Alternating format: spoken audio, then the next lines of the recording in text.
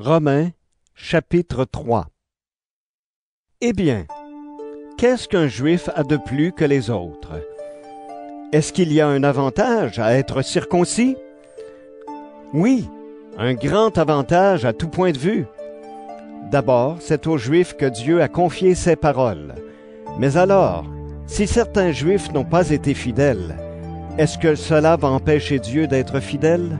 Sûrement pas. Reconnaissons plutôt ceci. Dieu dit la vérité et tous les êtres humains sont menteurs. En effet, les livres saints disent en parlant de Dieu, « On doit te reconnaître juste dans tes paroles. Et si on te juge, tu dois gagner ton procès. » Mais si le mal que nous faisons sert à montrer que Dieu est juste, que dire? Est-ce que Dieu n'est pas injuste quand il nous frappe de sa colère? Ici, je parle comme tout le monde. Sûrement pas. En effet, si Dieu était injuste, comment pourrait-il juger le monde? Mais si, par mon mensonge, la vérité de Dieu apparaît plus clairement pour montrer sa gloire, alors pourquoi est-ce que moi, je suis encore condamné comme pécheur?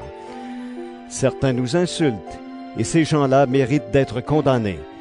Ils nous accusent de dire « Faisons le mal pour qu'il en sorte du bien ». Alors pourquoi ne pas faire ce mal? Mais quoi? Est-ce que nous, les Juifs, nous sommes au-dessus des autres? Pas du tout. J'ai déjà montré une chose. Les Juifs et ceux qui ne sont pas Juifs sont tous sous le pouvoir du péché. Dans les livres saints, on lit « Aucun être humain n'est juste, même pas un seul. Personne n'est intelligent, personne ne cherche Dieu. Tous ont quitté le bon chemin, ils sont tous corrompus. Personne ne fait le bien, même pas un seul. Leur gorge est comme une tombe ouverte. Avec leur langue, ils trompent les autres. Sous leurs lèvres, c'est le poison de la vipère. Leur bouche est pleine de malédictions et de paroles blessantes.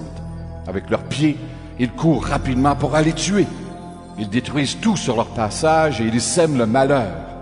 Le chemin de la paix, ils ne le connaissent pas. Ils n'ont aucun respect pour Dieu. » Pourtant, nous le savons. Tout ce que la loi dit, elle le dit pour ceux qui doivent obéir à la loi. Alors personne ne peut donner d'excuses, et le monde entier est reconnu coupable devant Dieu. C'est pourquoi, aux yeux de Dieu, personne ne sera juste en faisant ce que la loi demande. En effet, la loi permet seulement aux gens de savoir qu'ils ont péché. Mais maintenant, Dieu a montré de quelle façon il nous rend justes sans la loi.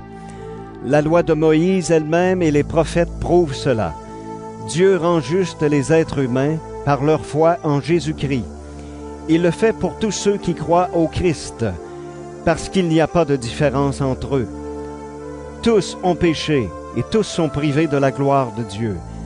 Mais dans sa bonté, Dieu les rend justes gratuitement par Jésus-Christ qui les libère du péché. Dieu l'a offert en sacrifice. Alors par sa mort, le Christ obtient le pardon des péchés pour ceux qui croient en lui. Ainsi, Dieu a voulu montrer qu'il est toujours juste. Il l'était autrefois, quand il a été patient et n'a pas puni les péchés des êtres humains. Mais il est juste aujourd'hui, puisqu'il veut à la fois être juste et rendre juste ceux qui croient en Jésus. Alors, est-ce qu'il y a encore des raisons de se vanter? Non, pas du tout. Pourquoi donc? Parce que ce qui compte, ce n'est pas d'obéir à la loi, c'est de croire. Oui, nous pensons ceci. Les êtres humains sont rendus justes parce qu'ils croient, et non parce qu'ils font ce que la loi demande. Ou alors, est-ce que Dieu est seulement le Dieu des Juifs? Est-ce qu'il n'est pas aussi le Dieu des autres? Si, bien sûr, il est aussi le Dieu des autres peuples, parce qu'il n'y a qu'un seul Dieu. C'est lui qui va rendre justes les Juifs à cause de leur foi. C'est lui aussi qui va rendre justes les autres peuples à cause de leur foi. Donc, quand nous croyons, est-ce que nous rendons la loi inutile? Sûrement pas. Au contraire, nous donnons à la loi toute sa valeur.